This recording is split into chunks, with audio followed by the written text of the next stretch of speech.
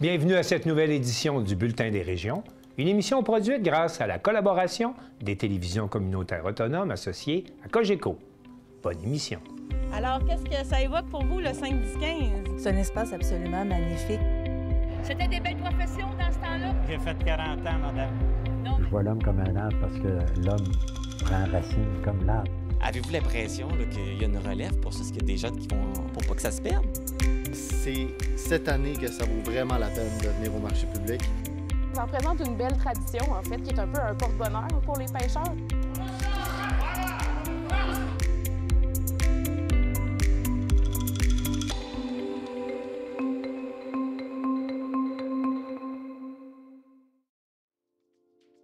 Au sommaire pour vous cette semaine. Dans la circonscription de Berthier-Masquinongé, une vraie lutte à trois avec l'arrivée de Ruth-Hélène Brosseau. Dans la vallée de la Matapédia, un plan d'action territoriale pour lutter contre la pauvreté. À Montjoly, après une pause de 3 ans, les bénévoles de Mission Haïti reprennent du service. À Baie-Saint-Paul, le projet Action Collation permet de réinsérer des travailleurs sur le marché du travail. À Forestville, le Centre d'action bénévole de Nordais offre, depuis 30 ans, un service de popote mobile. Au relais de la Pointe aux Écureuils, des personnes handicapées s'initient à l'improvisation. À Chandler, le club de patinage artistique développe des talents de haut niveau. Et pour commencer cette émission, on va se rendre à Sainte-Apolline-de-Paton, où les citoyens et les autorités municipales se plaignent du manque de transparence du centre de service scolaire de la Côte-du-Sud dans le dossier de la fermeture de l'école locale. Mario Lacombe, de CEMA TV. Ce n'était pas un poisson d'avril, mardi le 1er avril dernier, à l'école de Sainte-Apolline-de-Paton, où s'est tenue une longue séance de plus de 3 heures de consultation sur la possibilité de fermeture de cette école. Devant une salle comble de plus de 150 personnes, les représentantes du Centre de service scolaire de la Côte-du-Sud ont dû jouer de stratégies ingénieuses pour faire comprendre aux gens présents qu'aucune décision n'avait été encore prise, mais que cette séance de consultation avait pour unique but que de recueillir les doléances des principaux intéressés. Nous avons demandé à Mme Sonia Gagné, directrice générale à la municipalité de Sainte-Apolline-de-Paton, de nous donner ses impressions suite à cette séance de consultation. En fait, mes impressions là, de ce soir, c'est comme depuis le début. Manque de transparence, manque de collaboration et manque de communication, autant avec le milieu scolaire que le milieu municipal. Nous lui avons aussi demandé si elle avait l'impression que les dés étaient pipés d'avance. Sonia Gagné. Dans le fond, là, je ne peux pas dire au nombre de pourcentage que la décision est prise pour ce soir parce que je trouve que la commission scolaire sont arrivés ici désorganisés. On a posé des questions, ça fait depuis le 7 janvier qu'on pose des questions et on est rendu aujourd'hui le 1er avril et on n'a toujours pas de réponse à ces questions-là. Manque de transparence, manque de collaboration, ils ne sont pas organisés, ils n'ont pas les réponses. On dirait qu'ils ne savent pas qu'est-ce qu'ils vont faire. Finalement, nous lui avons demandé, même si les membres du Centre de service scolaire de la Côte-du-Sud prétendent le contraire, si elle voit un lien entre la fermeture de l'école et les coupures demandées par le ministère de l'Éducation. Sonia Gagné. Oui, on fait des liens. Là. Il y a des gros liens à faire. Là. C'est sûr que je me dis, comme elle a dit, elle a par elle-même réussi à économiser 874 000. Ça s'est fait par elle-même. Je peux pas croire qu'elle a encore que tous les postes qui n'avaient pas été comblés dans le 874 000, ils ont été comblés aujourd'hui. Je peux pas croire qu'avec le 60 000, elle ne peut pas être capable d'aller chercher un 60 000. En plus, que le ministère de l'Éducation ne coupe pas les municipalités qui sont dévitalisées, est capable d'aller chercher un 72 000 qui est là. Il y a une possibilité avec la municipalité, il y a une porte ouverte pour pouvoir venir en aide. Mais je vois pas comment on va pouvoir établir la communication et le manque de transparence qu'ils ont envers nous. Les nombreuses interventions de parents et personnes concernées par cette fermeture ont prouvé que la population de Sainte-Apolline-de-Paton allait prendre tous les moyens mis à leur disposition pour empêcher la fermeture de l'école. De son côté, Mme Ayette Laouari, présidente du conseil d'administration du Centre de service scolaire de la Côte-du-Sud, a mentionné qu'une réunion sera tenue avec les membres du conseil d'administration pour analyser le dossier suite à cette consultation et qu'une réponse définitive sera donnée à la population le 29 avril prochain.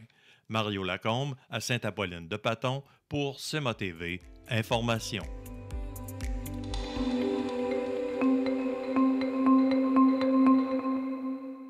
Les Canadiens sont conviés aux urnes le 28 avril prochain pour élire un nouveau gouvernement.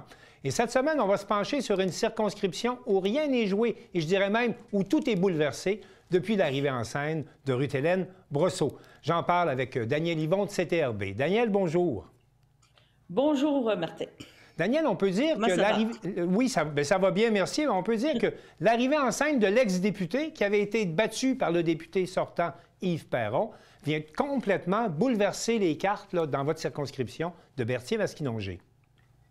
Oui, parce que quand on a commencé l'annonce des élections et tout dans le comté, je vais t'avouer que c'était très tranquille et on avait même fait des reportages en disant on cherche des candidats parce qu'on ne voyait rien. On ne voyait rien dans notre boule de cristal là, comme candidature dans le comté.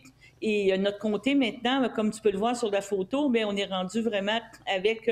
on a eu l'ajout d'une municipalité d'environ 4000 habitants qui est Saint-Sulpice. Donc, on est très grand. Là. On va de Saint-Sulpice à l'entrée de Trois-Rivières, qu'est-ce qu'on appelait Trois-Rivières-Ouest, mais ça monte haut aussi. On couvre 6 MRC.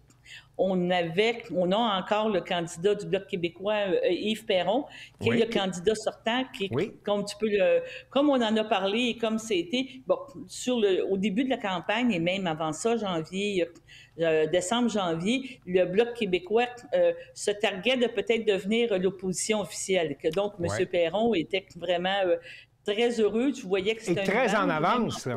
Il était très en avance. Bien, selon les prédictions, on allait jusqu'à 99 % de chances qu'il soit élu. Et, il a pris quand même beaucoup de responsabilités. C'est maintenant lui qui est le whip au niveau du Bloc québécois. Il était le président de la campagne. Donc, tout allait bien, tout est beau, tout était merveilleux, tout allait. On a cherché des candidats, on en a trouvé. On est habitué d'avoir d'être le spotlight, on pourrait dire, sur Berthier-Masquinongé. Avec, là, on voit la photo de Yves Perron. On a eu M. Simon Payette, qui, la semaine dernière, a fait un peu scandale. Il fait partie des candidats qui ont été désistés par le Parti conservateur. Lui, Daniel, il avait fait un commentaire désobligeant envers une autre candidate. C'est ça, mais à l'origine, il était vraiment confirmé candidat, on l'avait. On avait même prévu des entrevues avec lui cette semaine, lundi, mais vendredi, coup de tonnerre, il a assisté à une conférence de presse de M. Poilievre à Trois-Rivières sur la violence faite aux femmes, mais parallèlement à ça, il faisait beaucoup de commentaires sur Facebook, justement, avec la candidate Pronovo, qui est une victime de Polytechnique. Vous faites la même erreur que M. Carney. Madame Provost, oui, c'est ça. Madame Provost, excuse-moi, tu as bien raison. Et ça l'a porté tellement de protestations. Entre autres, il parlait de la fameuse loi sur le port des armes et tout. Il disait qu'il était il déchirait devant ses yeux et, je m'excuse du terme, mais presque se torcher avec, sans vouloir faire... C'était vraiment assez percutant. Donc, il a été dénoncé par son chef et on lui a montré la porte en plein début d'élection. C'est ça. Donc, on s'est retrouvé présentement, en date d'aujourd'hui, la mise en candidature ont fermé lundi, avec un candidat poteau, on pourrait dire, c'est vraiment ça. On n'a même pas de photo, on tente de le... Pour le Parti conservateur. Le Parti conservateur, on parle de Peter Saliba et c'est vraiment très tranquille à ce niveau-là. Mais là, le gros changement, Daniel, le gros changement, il est arrivé dimanche dernier avec l'arrivée en scène de Ruth-Hélène Brosseau. Oui, tu sais, comme on dit souvent, des revirements de situation, des situations assez spéciales. Moi, dimanche matin, 9h30, je reçois un texto, conférence de presse au Ria Sanglier, c'est la ferme agricole de son conjoint, qui annonce de Ruth-Hélène Brosseau, que là, on voit les médias s'emballer parce qu'au niveau presque national, on pourrait dire partout. Et justement, c'est des extraits de la conférence de presse que vous voyez. Elle a recyclé ses pancartes électorales des années précédentes et oui, elle a confirmé qu'elle avait encore la soif de devenir mais candidat pour le parti, pour le NPD et de devenir aussi député de Berthier-Masquinongé.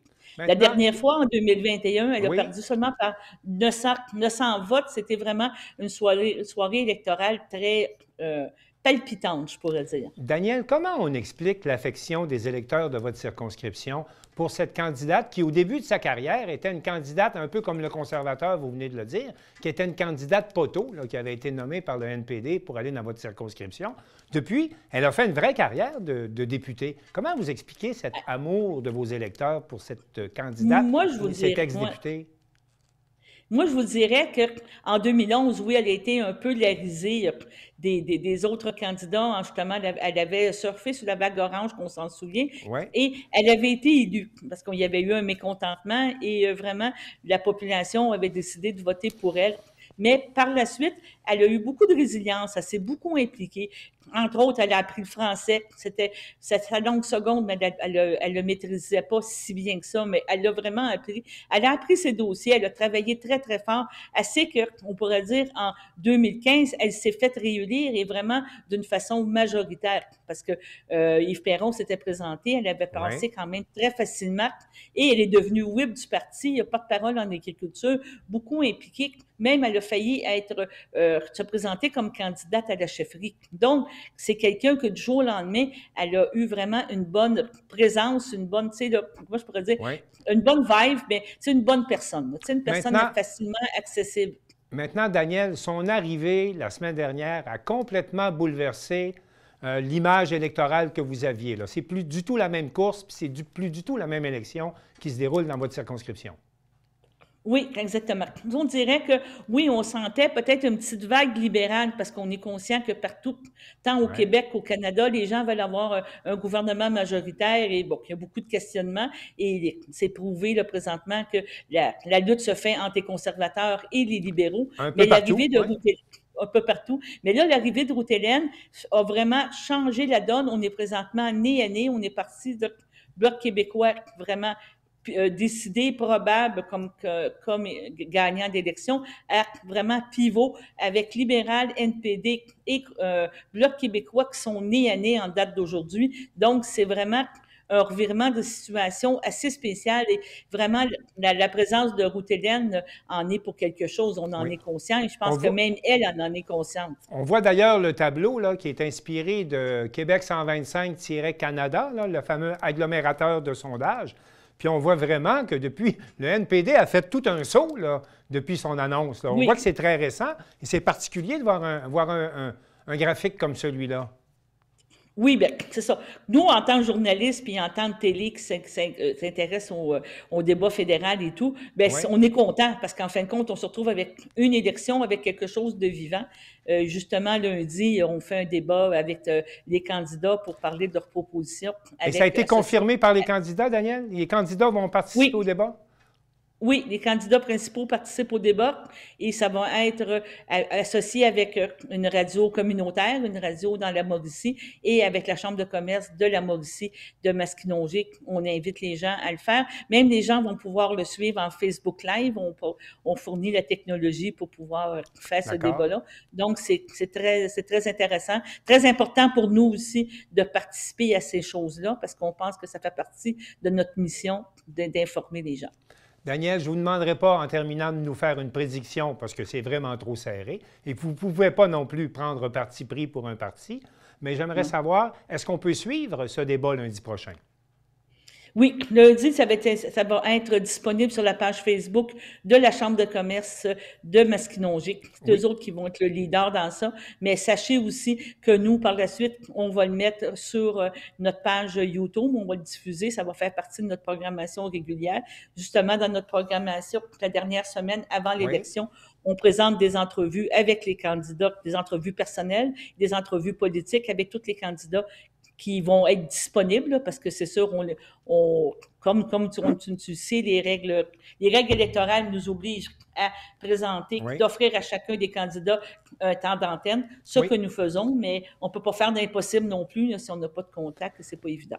Alors, Daniel, merci beaucoup de nous avoir fait part de ce revirement spectaculaire dans Berthier-Masquinongé. Et puis, il me reste à vous souhaiter bonne campagne et merci de bien tenir informés vos auditeurs.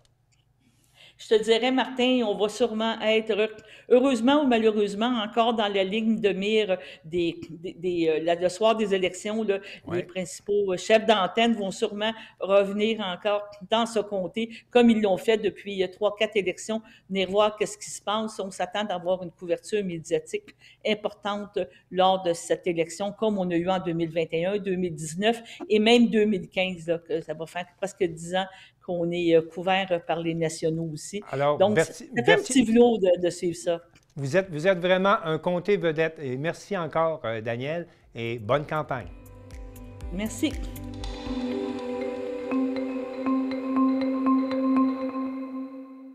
Émilie Chouinard de la télévision de la Matapédia nous présente le 4e plan de lutte contre la pauvreté qui a été réalisé en concertation avec les nombreux intervenants de la vallée de la Matapédia. Alors, je suis avec Sophie Champagne, la directrice générale de la CDC de la Matapédia, et Nancy Bérubé, conseillère en développement social à la MRC de la Matapédia. Bonjour, les filles! Bonjour, Émilie! On vient de terminer une grosse avant-midi de réflexion. On parle du plan de lutte à la pauvreté 4, le 4e mouture de ça. Et il y a une action qui est les alliances. Donc, pouvez-vous nous expliquer en quelques mots, là, pour que les gens à la maison comprennent, c'est quoi ça, les alliances? L'Alliance, dans le fond, c'est une initiative du plan de lutte, comme tu disais tantôt, du plan de lutte à la pauvreté. Ouais. Puis ça consiste, dans le fond, à mettre en place un gros plan d'action territorial qui répond le plus possible aux besoins pressants de la population en matière de lutte à la pauvreté, mais aussi d'inclusion sociale. Donc, c'est vaste et large. On n'est pas une solution là, à la pauvreté. Par contre, on peut contribuer à alléger un peu la vie des gens à travers des initiatives qui s'adressent à eux directement. Très bien résumé. Sophie, est-ce que tu peux nous dire un peu le plan de lutte qui vient de se terminer, là, qui s'est terminé en fin 2024? Qu'est-ce que ça a fait un peu comme action dans la Matapédia concrètement? Bien, c'est sûr que c'est dur à mesurer concrètement. On ne sauve pas des vies, ça, c'est clair. Mais par contre, on est capable de dire qu'on fait une différence. T'sais, on apporte des choses sur l'alimentation, sur le transport, peu importe les projets, les initiatives. Bien, on sait qu'on fait une différence, mais on n'est pas capable de la quantifier. Mais on sait qu'on a un impact chez les citoyens. Dans le fond, vous avez déterminé ce matin des chantiers, des grandes orientations sur lesquelles on veut travailler pour jusqu'en 2028, si j'ai bien retenu mon information de ce matin. Donc, c'est quoi les grandes étapes, pas les grandes étapes, mais les grands thèmes qu'on va travailler dans la Matapédia ensemble jusqu'en 2028? Bien, on a la sécurité alimentaire, bien entendu. On a le logement à l'itinérance. On a l'éducation. Il m'en manque un. La santé globale, bien entendu. Mais tout ça, finalement, c'est un gros tout. Oui, il va y avoir des titres, mais en dessous de ces gros titres-là, il y a un tapon de sous-titres qui fait qu'on va répondre à l'ensemble des besoins de base de la population matapédienne. Oui, du mieux qu'on peut, effectivement. Du mieux qu'on peut avec les moyens qu'on a, effectivement. Ce qui est important de souligner aussi, c'est tout le volet là, de la sensibilisation à la lutte aux préjugés a ressorti aussi ce matin. Là, les gens ont une grande préoccupation. Je sais que quand on est très peu impliqué dans nos milieux, on est plus susceptible à être stigmatisé. Donc, ça aussi, ça a ressorti beaucoup. Dans le fond, ce matin, là, il y a 3 grands chantiers qui ont trouvé leur thème. Ouais. Comme Sophie disait, la sécurité alimentaire, qui est une immense préoccupation pour tout le monde. Sophie le mentionnait aussi, la santé globale qui inclut le logement, la mobilité sur le territoire, l'accès aux loisirs, la culture. Puis le troisième, la santé globale, santé mentale. Oui. On va se dire aussi avoir l'ensemble de l'accès aux soins de santé, c'est super important. Et puis le troisième, là, c'est au niveau de l'éducation, mais pas seulement l'éducation scolaire, là, comme on entend habituellement. Là, on pense aussi à l'éducation populaire, on pense à tout le volet de la sensibilisation, là, tout ce qui est 0, 100 ans. Ouais. Bon, pour inclure tout le monde. Pour inclure tout le monde. Mettons, on va être sûr. C'est ça, c'est vraiment les 3 chantiers qui ont fait consensus ce matin. Il y aurait peut-être place pour un 4e, là, on va le voir dans les prochains jours, parce que dans le fond, les alliances, c'est beaucoup, ce qu'on a fait ce matin, c'est l'Assemblée ouverte. C'est toutes les personnes partenaires qui travaillent, qui ont des leviers pour faire vivre des initiatives, parce qu'on a bien beau dire qu'on va construire des logements, par exemple, on sait que c'est pas réaliste. Ouais. Ça l'est pas du tout, mais il y avait des municipalités ici ce matin, des organismes communautaires, des gens de la santé, des gens de l'éducation, des gens de partout. OK, on peut pas en construire des logements, mais qu'est-ce qu'on peut faire pour aider les gens à se rapprocher d'un logement? Puis, bien, quand on parle d'un logement, on parle pas seulement d'un logement, on parle aussi de l'habiter, ce logement-là. Fait que ça nous prend aussi ça nous prend c'est ça, des meubles, c'est besoin de base. Donc, l'Alliance peut avoir cet impact-là là, dans la vie des gens. On a parlé aussi de participation citoyenne par la dernière alliance, le dernier plan d'action. C'est la CDC qui était porteur de faire vivre ça, faire avec les gens qui vivent ces problématiques-là. Est-ce que c'est toujours d'actualité dans la mouture 4 du plan de lutte? Plus exigé finalement. Okay. Pratiquement. Okay. Non, ça va être vraiment plus. Puis je pense qu'il faut l'agrandir aussi, notre comité citoyen, parce que là, tu sais, on a quand même déjà d'une certaine âge, c'est correct, mais il faut aller chercher vraiment toutes les catégories d'âge, autant les adolescents que les personnes âgées, les adultes, les vies de famille, les enfants. Il faut aller chercher tout le monde. C'est important, l'opinion de tout le monde dans ça. Puis oui, on a l'intention de le continuer, puis c'est important d'avoir leur opinion. Mais grâce à tout ça, on vient de faire la politique de développement social, où est-ce qu'on a fait des consultations dans les municipalités, où est-ce qu'on avait quand même une diversification de gens. Fait que je pense que ça a été... c'est par l'heure.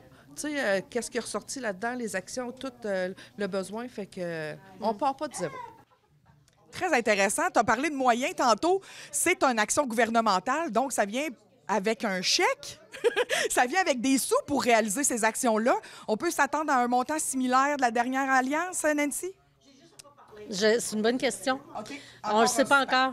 C'est encore en suspens. On espère le savoir là, pour la deuxième assemblée ouverte là, pour justement prévoir dans les 3 prochaines années au niveau de l'argent qu'est-ce qu'on va pouvoir faire. Puis, bien, il y a d'autres initiatives qui n'auront pas nécessairement cet argent-là de l'Alliance, mais qui vont quand même se réaliser. Sophie parlait tantôt de la politique de développement social. Les initiatives de l'Alliance, là, c'est une partie de la politique de développement social. Donc, c'est pas tout, là. On a quelque chose de plus vaste, là, sur le territoire, là, pour répondre, pour que les gens dans notre milieu soient mieux, soient bien, puis... soient heureux, puis qu'ils veulent rester chez nous. Puis qui aient accès à ce qu'ils ont besoin pour vivre, pour grandir. Eh bien, merci. Très heureuse de participer à ce grand mouvement, la Matapédie en action. La Matapédie en action, j'ai passé à ça matin. On se revoit, c'est sûr. On va se tenir au courant des développements de cette belle politique-là. Moi, je veux documenter ce processus-là avec la TVC. Les gens à la maison sont très contents d'en entendre parler. Je suis certaine de ça. Merci beaucoup, les filles. À bientôt. Merci. Merci à toi.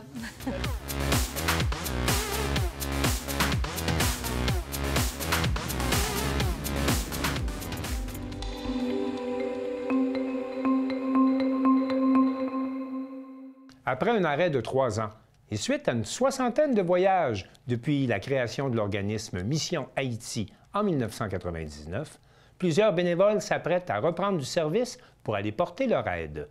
Marc Després, de la télévision de la Métis.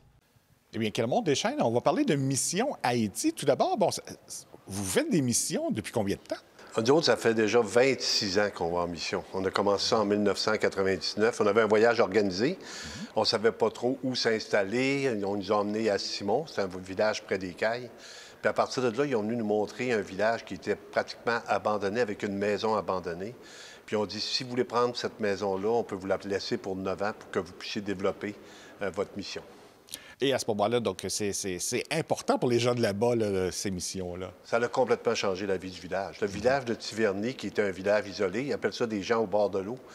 Souvent, ils sont méprisés, ils sont ridiculisés. Présentement, il y a un hôpital. On a bâti un hôpital, on a des classes d'école du monde. On a tout pour que la population s'y prenne en main aussi. Beaucoup de gens travaillent pour nous. On est rendu à 23 employés temps plein à la mission présentement.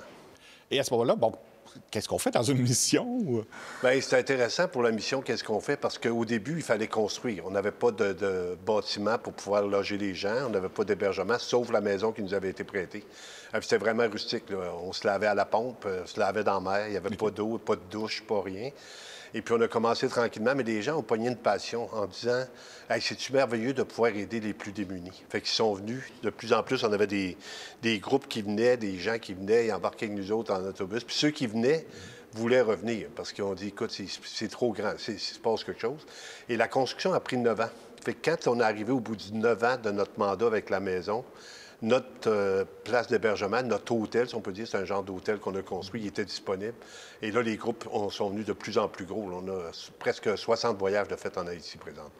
Et justement, les gens peuvent vous accompagner à ce moment-là. Bien, on a toujours... Quand c'est sécuritaire. Oui, quand c'est sécuritaire. Je suis content que tu me dises le mot sécuritaire parce que depuis quelques années, c'est plus difficile. Quand on regarde les nouvelles, on voit que c'est les gangs de rue qui dominent Port-au-Prince. Mais on n'est pas à Port-au-Prince. C'est un peu quand on dit il y a des bandits à Montréal. Un exemple. Bien, on est à Montjoly. Ça se peut qu'il y en ait moins, là. Normalement, le village est plus petit, la ville est plus petite. Fait que là-bas, c'est la même chose. À Port-au-Prince, il se passe beaucoup de choses dangereuses. Mais où ce qu'on est, c'est très sécuritaire. C'est pour ça qu'on veut retourner éventuellement aider comme on le fait. On le supervise à distance, mais on veut aller voir sur place si les choses avancent bien comme on pense. Donc, il est question d'y retourner éventuellement, là. Oui, bien, aussitôt qu'on a une chance de retourner, on veut partir un petit groupe, premièrement, parce que plus que tu es un gros groupe, plus c'est dur à déplacer. Mais avec un petit groupe, à retourner sur place avec des gens qui sont capables de faire de la construction, entre autres. On a des gens, des spécialistes. Puis on amènerait un pasteur aussi pour prendre soin des Haïtiens, un pasteur haïtien de la place, donc qui connaît beaucoup leur culture, leurs choses. Et puis après ça, on regarde qu'est-ce qu'on peut faire de plus. C'est tout le temps dans le but d'élargir la mission pour la mettre de plus en plus accessible au plus grand nombre de personnes. Et à ce moment-là, qu'est-ce que vous faites là-bas? Bien, là, ce qu'on a fait pendant les années, c'était la construction. Puis après ça, on a développé vraiment des réseaux de cantines, nourrir les enfants. Dans Matthieu 25-35, j'avais faim, m'avait donné à manger. Écoute, les gens ne mangent pas un repas par jour. Souvent, c'est presque la moitié des gens d'Haïti, présentement, sont en insuffisance alimentaire. Fait qu'en nourrissant des enfants, ils viennent à l'école, on les nourrit à l'école. Donc, ils peuvent avoir de l'instruction, puis en même temps, la nourriture. Les deux sont favorables pour eux. Fait qu'on nourrit 650 enfants à Tiverny présentement. Puis en les nourrissant, même, c'est une nouvelle mission qu'on vient de commencer depuis 2 semaines. Vous allez être les premiers informés. À Wanamine, dans le nord d'Haïti, présentement, on va nourrir 200 enfants de plus. On a pris une entente avec le pasteur sur place. Fait que ça va être 850 enfants qu'on nourrit. Puis on a aussi le parrainage. Le parrainage, c'est intéressant parce que pour aller à l'école, là-bas, il faut payer. Nous autres, au Québec, on est habitués, notre gouvernement, on paye des taxes. Fait que ici, là-bas, ils ne payent pas de taxes vraiment, les gens qui travaillent sur la construction. Fait qu'ils n'ont pas... Il faut payer pour aller à l'école. Il faut payer pour aller à l'hôpital. Fait qu'on prend des gens qui vont payer pour des enfants, qui les envoient, ils s'instruisent, puis après ça, qu'ils réussissent dans la vie. Puis après ça, eux autres, c'est toujours de donner au suivant. Ce que tu as appris, tu peux le donner à d'autres après. Puis on a plein de jeunes qui travaillent maintenant pour la mission. Donc, ça veut dire que c'est plus juste à Tiverny, là? Non, là, on est à Tiverny principalement. Tiverny, c'est dur à trouver sur la carte. Si vous voulez trouver ça, bien, on peut vous le montrer un petit peu ici. Mais nous autres, on est dans le sud d'Haïti ici. C'est là qu'il se passe, là, nos 4 cantines sont là. Donc, ça, c'est dans le coin des Cailles.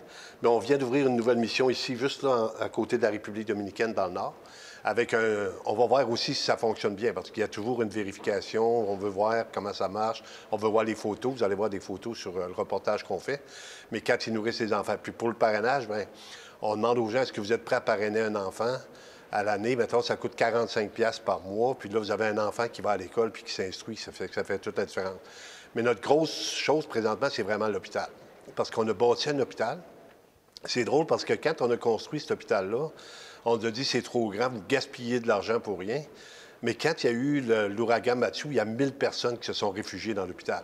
C'est ce qui a sauvé littéralement le village. Ils se sont mis à l'abri, les arbres tombaient partout, l'inondation.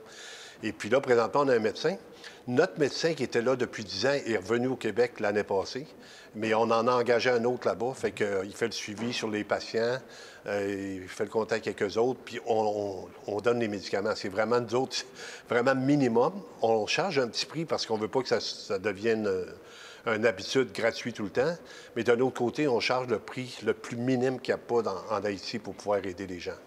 Il faut dire aussi, parlons-en des ouragans, des tremblements de terre. Il faut dire que le secteur là-bas n'a pas été épargné dans les dernières années. Là. Bon, on en a vécu. Hein. Le tremblement de terre de 2010, qui a eu 250 000 morts, on était sur place. Il y avait 59 personnes à Port-au-Prince. C'était vraiment gros. Moi, je me souviens, j'étais à Tiverny, c'était moins gros parce que on s'abrassait, on s'est couché à terre, on a attendu, mais à Port-au-Prince, puis dans les 59, personne n'a été blessé. L'ouragan Mathieu, en 2016, ça a été plus catastrophique. On n'était pas sur place. On arrivait une semaine après. Et puis là, c'était la catastrophe dans le sud d'Haïti. Le village, on a reconstruit 134 maisons. Juste pour montrer comment ça avait été détruit, complètement détruit. On ne reconnaissait plus la place. Les arbres étaient tombés, tout ça. Puis ce qu'on a fait pour le construire, c'est qu'on a demandé aux gens qui sont capables de construire, les boss, on appelle ça des boss maçons. Il y était 3 qui travaillaient en équipe. Ils disaient, on va construire votre maison gratuitement. On vous fournit les blocs, on vous fournit tout. Puis après ça, vous allez faire 2 maisons gratuites pour les autres. Fait qu'en faisant ça, on a construit le village au complet. C'était un coût minime, mais tout le monde aidait à tout le monde. C'est vraiment une solidarité qui s'est installée dans le village pour la construction. Et bon, ça veut dire, avec tout ce qui est arrivé là-bas, ça fait quelques années que vous n'avez pas pu y aller, là. Ça va faire 3 ans au mois d'avril. On est allé là 3 ans, et puis on a réussi à se rendre. Bien là, on avait un problème. Il y avait un avion qui avait été brûlé au Caille. Il a fallu aller atterrir à Jérémie. Il y avait eu un autre tremblement de terre en 2020. Donc, il a fallu traverser la rivière avec les voitures. Il y avait presque 4 pieds d'eau. Ça rentrait dans les portières. C'était vraiment... Et puis, ça arrivait au bout, puis on a pogné une roche pour revenir sur la route. Là, on était un petit peu inquiets, mais ça a été vraiment une mission, encore une fois. À chaque fois qu'on en revient, on dit c'est incroyable.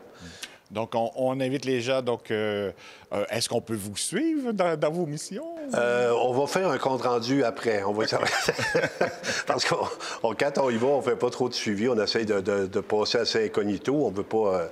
montrer on est là, venez nous kidnapper. Là. On ne cherche pas ça vraiment. Moi, je ne cherche surtout pas ça. Fait qu'on y va tranquillement. Puis quand on revient, quand si tu permets, quand on va revenir, on en fera un autre rapport de ce qui s'est passé avec des nouvelles photos, des choses qui se passent, puis comment on développe encore une fois le terrain près des cailles. Bien, merci beaucoup, Clément Deschênes. C'est moi qui te remercie. Merci beaucoup à la télévision d'Amétis. Je suis vraiment content de travailler en équipe avec vous autres.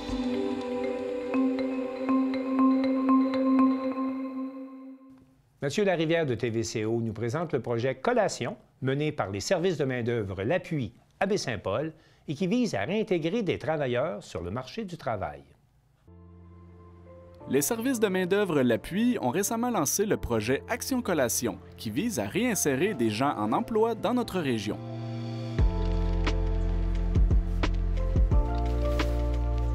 Des adultes de tous âges sont formés en cuisine afin de confectionner des collations qui sont ensuite distribuées dans plusieurs écoles de Charlevoix. Comme l'explique la chargée du projet, les buts ciblés par cette initiative sont multiples. C'est vraiment une idée à la base qu'on a développée. Là, moi, c'est une discussion avec Service Québec, on s'est dit on le fait. Fait qu'eux, on dit on va regarder si on peut le financer. Parce qu'à la base, il faut qu'ils financent. Notre but, c'est l'employabilité. C'est quoi les objectifs du projet, oui, justement? Bien, c'est d'être intégrés au niveau du marché du travail, mais qu'ils soient heureux aussi au niveau du marché du travail. Qu'il y ait vraiment une piqûre quelque part qui fait toute la différence. L'intervenante précise que le projet a été monté à partir de critères de sélection qui favorisent une démarche proactive. Bien, premièrement, ça prend 18 ans et plus. Ça, c'est la base. Mais après, la limite d'âge de l'autre côté, tant qu'ils ont de la volonté, il n'y en a pas. Donc, on commence à 18 ans. Puis après, bien, il ne faut pas qu'il y ait d'emploi au moment où ils s'inscrivent. Ça, c'est la base. Parce qu'écoute, s'ils travaillent à temps plein, ils ne lâcheront pas un job à temps plein pour venir sur un projet de 5-6 mois. Tu sais, le total, c'est une vingtaine de semaines. Là. Donc, puis c'est volontaire. On ne fait pas faire le chômage. Les heures sont chômées, mais ils n'auront pas le 700 heures pour faire le chômage. Donc, ils se doivent, s'ils veulent poursuivre, de trouver un emploi. Fait que, tu sais, c'est pas un... Après, tu fais ton projet, puis tu t'assois, puis non. Après, si tu fais rien, t'as plus rien. Les participants obtiennent une formation certifiée suite à leur implication. Tu fais un projet, puis un projet, il faut que tu ailles chercher un maximum. Donc, ils ont été chercher une formation MAPAC en manipulation qui a été donnée, si on l'a financé. Service Québec le finance aussi, parce qu'on l'inclut dans les formations. Ils sont allés chercher un RCR, 8 heures. Qu'on a payé. Ensuite, en plus, on se dit, bien, il y en a qui ont des diplômes, mais pas beaucoup. Je pense que la plupart de ce qu'on a, ils ont peut-être un secondaire 5, pas sûr, ou entre deux. Fait que là, on se dit qu'est-ce qu'on peut donner de plus pour qu'il y ait un certificat. Fait que là, on approche à Vise parce que dans d'autres projets, on le fait. Fait que on s'est dit on va faire un semi-spécialisé qui s'ajoute au projet collation, qui est le semi-spécialisé aide cuisinier. OK. Fait que ça, c'est reconnu par le ministère. Une enseignante accompagne ainsi le groupe tout au long du projet.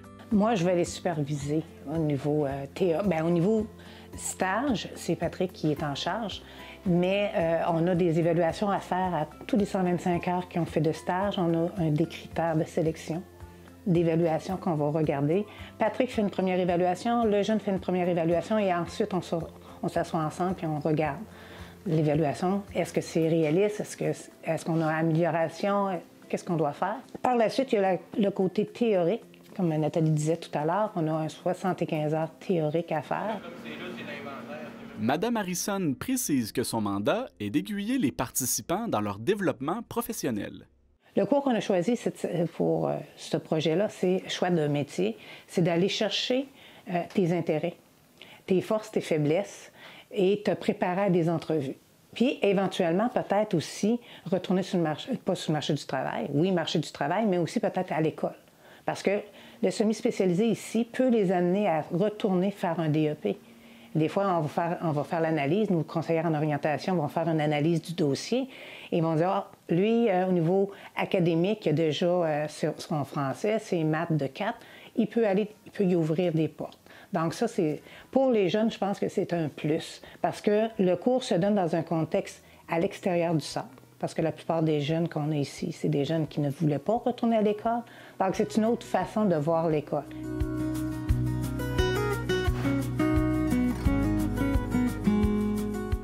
Un participant indique que cette formation pourrait lui être très bénéfique. Je cherche juste à nous trouver quelque chose de plus stable et à long terme par l'entremise du projet ici. Ça fait une belle porte d'entrée après ça pour aller cogner au portes et aller donner ton nom. Exactement. C'est comme, en fait, une bonne passe, comme on pourrait dire, un bon entre-deux là, pour inspecter ou en tout cas prospecter dans la région. Puis j'aime bien la région aussi, de Charlevoix aussi. Il y a beaucoup de bons restaurants, il y a beaucoup de produits du terroir et tout ça. Puis c'est une belle région avec les montagnes, les côtés touristiques aussi, c'est intéressant.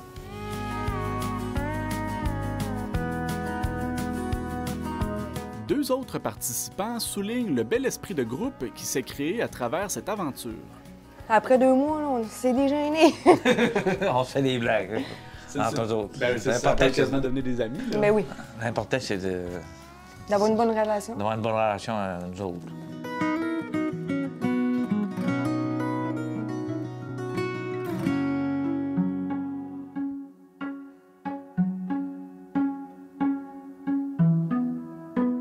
Le projet porte un second volet qui vise à lutter contre l'insécurité alimentaire dans plusieurs écoles primaires de la région.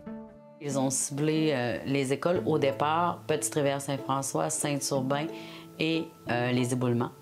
Pourquoi? Parce que justement, il y a tout un contexte de oui. Je vous dirais qu'on est dans des parallèles. On a des gens qui sont très sans difficulté au niveau alimentaire, au niveau de la réalité. Puis en même temps, on a le pôle inverse où on a des gens qui sont capables et en mesure de payer des collations, presque payer le double. Mais dans les deux cas, aussi paradoxal que ça puisse paraître, j'ai des parents, moi, qui m'ont dit « Mes enfants, je leur mets full collation, ils les mangent pas. » Mais quand c'est une collation que vous servez, ils en mangent. Parce que là, il voit son ami en manger, fait que là, il en mange. Puis j'en ai d'autres qui n'ont rien, fait que ça lui fait quelque chose dans le ventre.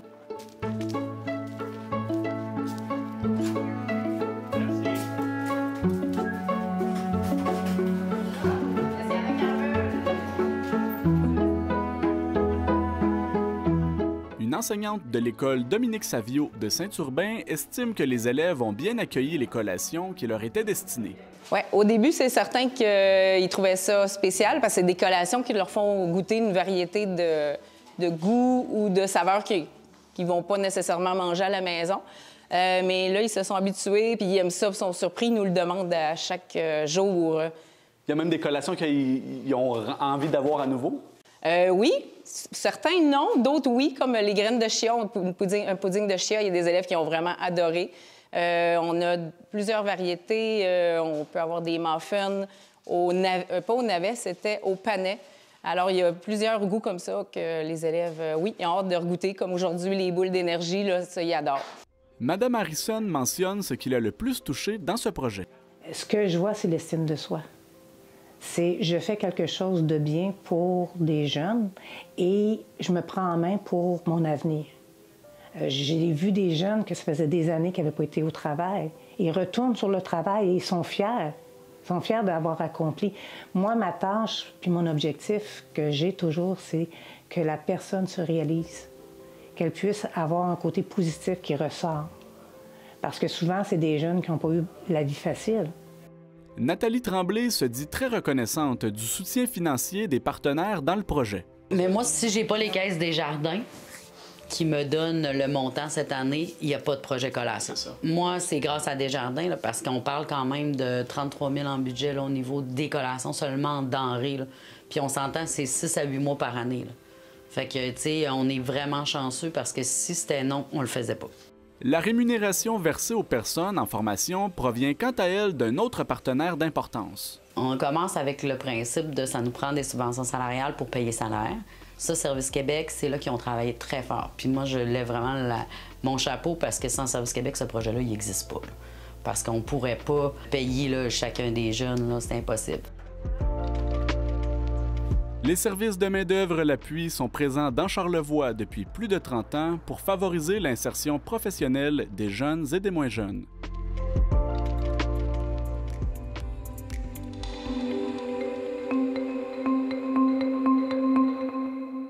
Joanie Gaudreault de la Télévision du Littoral nous rapporte que le Centre d'action bénévole Le Nordais à Forestville avait des invités spéciaux pour souligner la Semaine québécoise des popotes roulantes. Je vais vous parler un petit peu ce matin pourquoi je vous ai invité. Je vais vous donner un petit peu de statistiques, puis après ça, on va descendre en bas. Depuis près de 30 ans, le Centre d'action bénévole Le Nordais de Forestville livre des repas à domicile aux personnes aînées par le biais de sa popote roulante. Du 23 au 29 mars, la Semaine québécoise des popotes roulantes se déroulait sous le thème « Proximité et soutien, des ingrédients essentiels pour un filet social solide ». Le Nordais a invité 4 présidents des clubs FADOC du territoire qu'il dessert pour dévoiler les dessous de ce service qui gagne en popularité. On écoute la directrice générale, Marie-Ève Boivin. Comme vous le savez, cette semaine, on est dans la Semaine des popotes roulantes à la grandeur du Québec. Donc, on trouve ça, nous autres, toujours intéressant d'avoir des invités qui viennent vivre l'expérience. La préparation, là, on a pris de l'avance un peu, vous comprendrez que c'est pas mal prêt, mais il va quand même avoir les étapes là, de préparation des repas, mettre dans les plats, les sceller, les emballer, jusqu'à ce que ça parte avec les bénévoles par la suite. Les présidents des FADOC ont été particulièrement ciblés cette année parce qu'ils sont de bons porte-parole pour la popote roulante aux yeux de Mme Boivin. Cette année, on vous reçoit les membres de la FADOC, les présidents de la FADOC, parce que je trouvais que vous étiez des bons porte-parole pour par la suite rapporter l'information à vos membres. Hein, vous allez voir qu'est-ce que c'est, vous allez même pouvoir goûter si vous voulez. Vous allez pouvoir par la suite là, aviser vos aînés là, que le service est là, puis que c'est quand même fait de façon professionnelle, bien régi et tout ça. Donc, qui sait, peut-être qu'on aura d'autres membres qui vont adhérer à la popote roulante. En 2024-2025, le câble Nordais dépassera le cap des 7500 repas qui auront été livrés à domicile entre Colombier et Longrive. Entre 750 et 800 repas sont livrés par mois. Toutefois, il y a encore de la place pour de nouveaux clients qui souhaiteraient en bénéficier.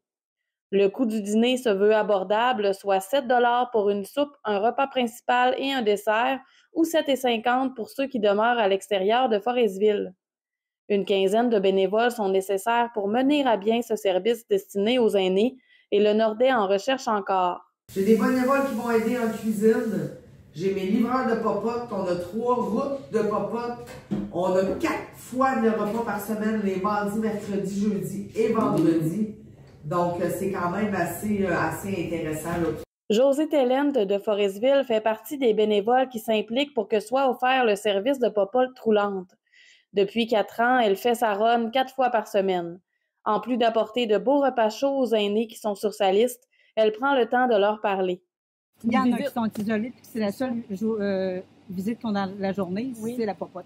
C'est ça. Fait que je m'assure qu'ils vont bien. Puis, fait qu'eux autres aussi doivent aimer ça, le fait qu'ils prennent le temps. Là. Si des fois je trouve qu'ils vont pas bien sur mon pad, je vais le marquer à côté. Fait qu'eux autres, ils contactent un intervenant du CLSC. Lors du passage de la télévision du littoral, M. Philippe Grenier, un fidèle client de la popote roulante, a tenu à souligner la bonne humeur de celle qui lui livre ses repas presque chaque jour. Fait que vous êtes content d'avoir la popote roulante à Forestville? Mais quand on a besoin de ça, hein, c'est très, très, très important. Moi, c'est pas mon repas de dîner, c'est mon repas du soir. OK. Parce que c'est quand même des gros repas, hein? Oui, puis c'est très bon. Oui. C'est très bon. Je suis très satisfait. Ben, tant mieux. Très bon service. Puis vous le prenez à peu près 3 fois par semaine? 4 fois. 4 fois par semaine? 4 fois. C'est toujours bon. Parfait. Donnez un bon service. Et voilà. Ben oui, de livraison en plus. Merci, M. Grenier. Merci. Bonne journée. Bonne journée. Vous reviendrez encore. Ça va nous faire plaisir. Joanie Godreau, à Forestville.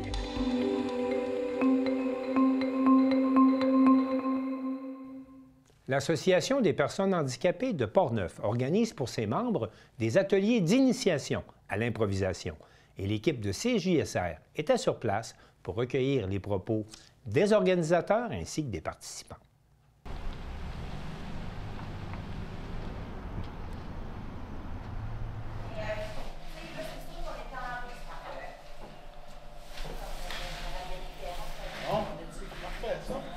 Là, je suis en train de préparer les chandails pour les membres de la PHP qui vont participer à l'improvisation. Donc, c'est leur chandail d'équipe. Y a-tu des numéros? Il n'y a pas de numéro, mais c'est ça, Richard, M. Pajot va identifier les chandails avec des petits stickers, des petits collants qu'on va coller ici. OK. Donc, les membres vont pouvoir s'identifier là, à leur groupe. Avec nos partenaires là, indiqués, donc l'équipe d'impro, la Sapristi, ULSCN, puis c'est pour la Semaine québécoise à déficience intellectuelle.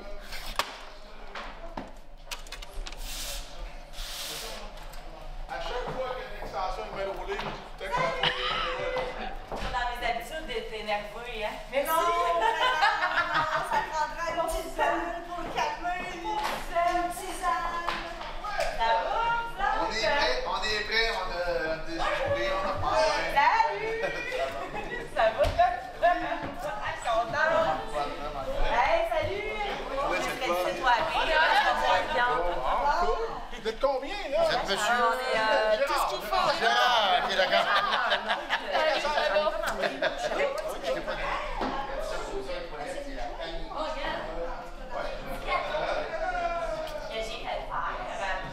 Vous allez pouvoir partir avec, c'est des souverains. Fait qu'on va pouvoir les distribuer, ben de rien, voyons. Puis tu sais, on est partenaires. Fait qu'on vous a identifié aussi avec le système financier de la STE.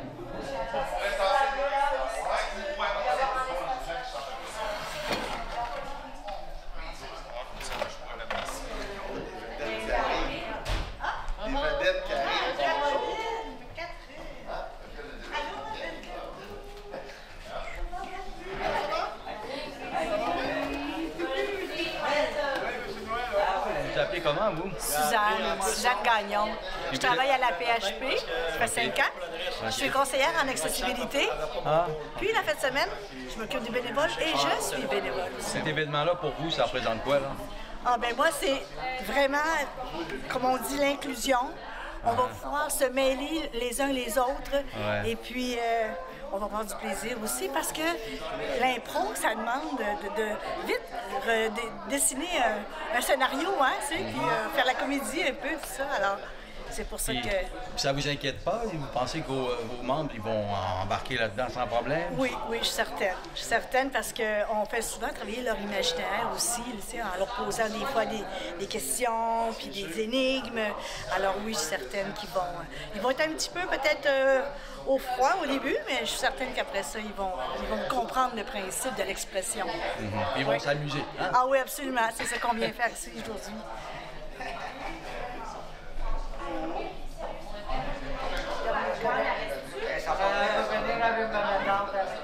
Alors, je vous présente ici Mme Catherine. Il y a deux Mme Catherine, l'une à côté de l'autre. Ah, OK. Catherine? Mais Catherine aussi, ça. Oui, viens avec nous. Alors, les deux Catherine, là, on les aime bien. Hein? Hein? Et puis, tu vas-tu monter sur les planches pour jouer, toi? Mais j'espère. J'espère, moi aussi. Mais d'accord, pour cliquer des pieds qui sont. Ouais. Ah ouais, hein? Super. Et toi, Catherine, tu penses-tu qu'il va jouer sur de l'impro? Mais le monsieur, vous avez mon sourire, là, monsieur, là. Ouais, là, le monsieur est là, hein? Super. Ben oui, c'est ça. Mais tu penses-tu que tu vas aller jouer avec les amis qui sont ici pour l'impro? Oui. Oui. Excellent. Wow! On a deux joueuses talentueuses qui vont venir s'affronter tout à l'heure pour l'improvisation. Oui! Sandra, ça va bien? Tu es avec nous aujourd'hui? Oui, moi, Sandra Bélan, je viens de Donnacona. Puis j'aime ça, faire les activités de PHP. Exact. Fait que je trouve ça le fun. L'autre samedi, on va à cabane à sucre Leclerc. Ben là, c'est pas sérieux. Eh oui! Sucré le bec en plus? Eh oui! Ouais, là, regardez! Wow! Puis, mais aujourd'hui, là, de l'impro, là, ça te fait-tu peur, ça, l'impro? Non. Non? Hey, ça va être drôle. Ben oui, ça va être drôle. J'ai pas la meilleure mémoire. Si, mais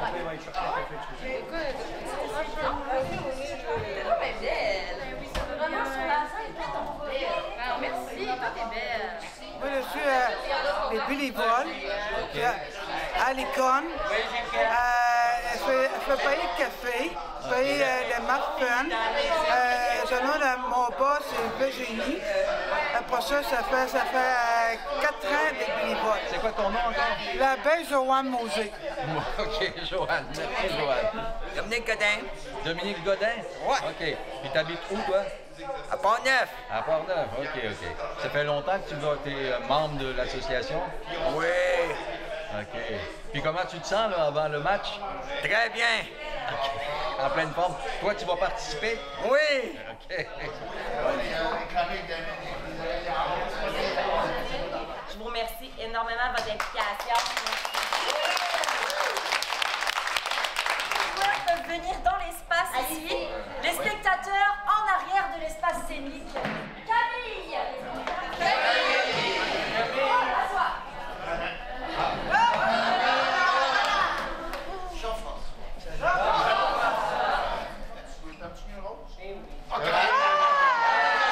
Le ballon, il est rendu rose.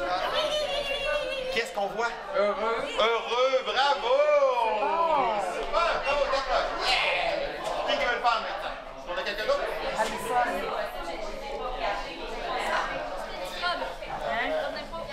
C'est parti! On est là. Hey, salut! Salut. Hey, ça va? Eh oui, pourquoi? Oh oui! Enchantée, On continue. Vous devez choisir un métier et mimer, pas nécessairement le mimer, mais pour jouer le métier que vous allez choisir. C'est quoi ça, ton métier? Moi, c'était bricoleur. Bricoleur. Ah, c'est bon, ça. C'est bon, ça. Qu'est-ce qu'elle monte avec ses doigts? C'est pas loin. De la neige. De la neige! Bravo! Super. Vraiment, là, ça va être... Je t'émotive, là. On va jouer sur scène, finalement. OK. Moi, elle sera pas sur la... Prends-tu que toi en premier, toi, ou les autres? Ça dépend des jours. On va pêcher du bon poisson!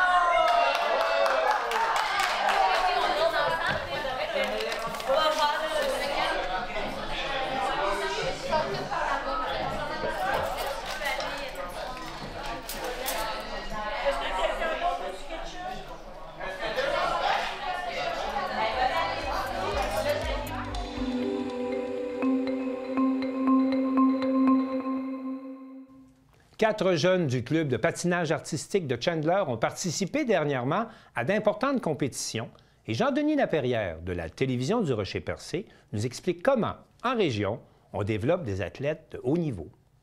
3 patineuses et 1 patineur du club de patinage artistique de Chandler participeront au championnat de patinage Star qui se tiendront du 3 au 6 avril 2025 à Lévis. Justine Sweeney, Maude Baudry, Alexandre Castillo et Raphaël Albert représenteront le club. Pour s'y rendre, certains ont dû passer par des qualifications à Montjoly, où seulement les 3 premiers de chaque catégorie étaient sélectionnés. Brenda Labrec, entraîneuse professionnelle du club, se dit fière de ses patineurs, d'autant plus qu'en région, le temps de glace doit être partagé avec d'autres groupes pratiquant différents sports, en plus des défis liés à la conciliation entre les études et le sport de haut niveau. Bien, pour le club, je trouve que c'est un bel avancement dans le sens que ça démontre que dans notre région, on peut avoir quand même des patineurs de haut niveau qui se développent. Malgré les plateformes de glace là, qui sont restreintes, on partage quand même les heures de glace avec le hockey mineur. Donc, on essaie de pallier à plusieurs glaces de Grande-Rivière, Chandler et cette année, on avait Gascon qui est une nouvelle aréna qui nous a donné quand même un très bon service. Donc, on a pu avoir quand même plusieurs heures. Ça aide d'avoir plusieurs heures. Le développement aussi hors glace des patineurs. Maintenant, c'est pas juste sur glace, ça se passe aussi à une période hors glace. Fait que c'est un peu ça l'ensemble de ma fierté que ça a emmené mes athlètes à ce niveau-là. Je trouve que la contrainte, c'est que mes patineurs de haut niveau patinent quand même tard en soirée.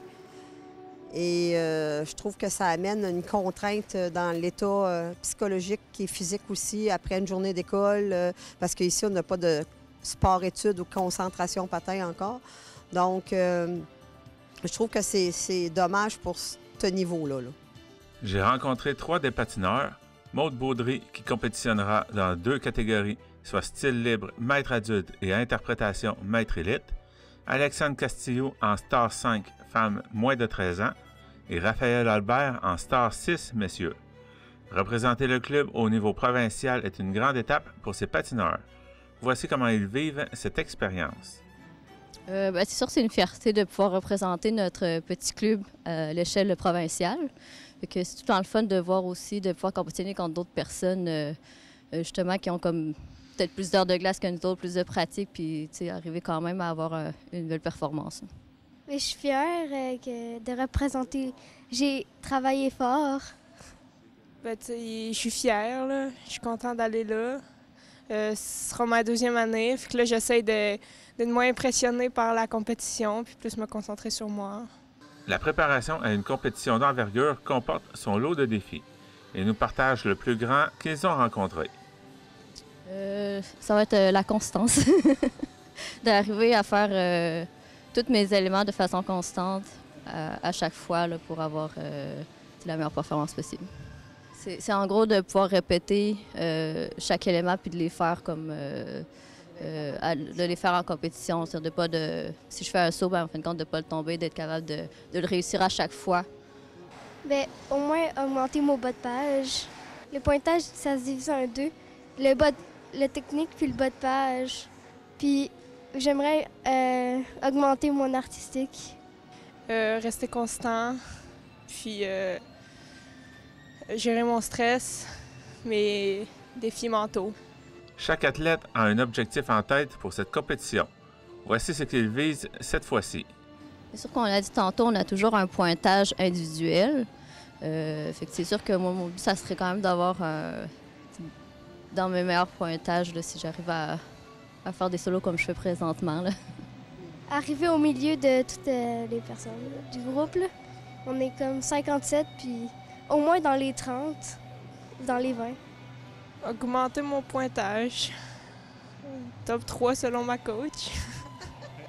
Il ne restait plus qu'à leur souhaiter bonne chance pour cette compétition provinciale.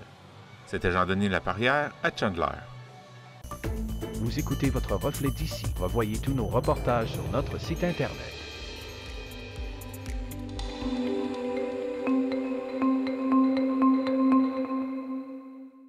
C'est tout pour le bulletin des régions cette semaine. J'espère que cela vous a plu.